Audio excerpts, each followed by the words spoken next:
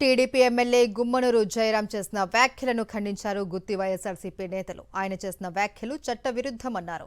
జయరాం చేసిన వ్యాఖ్యలు శాంతి భద్రతలకు విఘాతం కలిగించేలా ఉన్నాయని, పోలీసులు ఆయనపై చర్యలు తీసుకోవాలి అని డిమాండ్ చేశారు.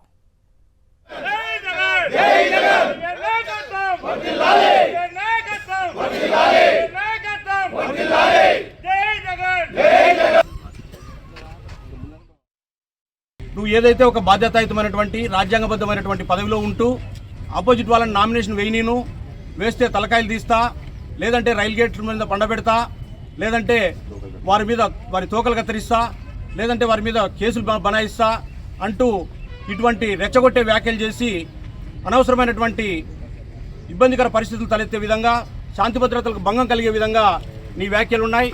వాటిని నువ్వు ఉపసంహరించుకో, లేదంటే పోలీస్ వ్యవస్థ కానీ లేదంటే రాజ్యాంగ వ్యవస్థలు ఏవైనా ఉన్నా కూడా అవన్నీ కూడా ఇతని మీద చర్యలు తీసుకోవాలని చెప్పేసి మేము డిమాండ్ చేస్తాం.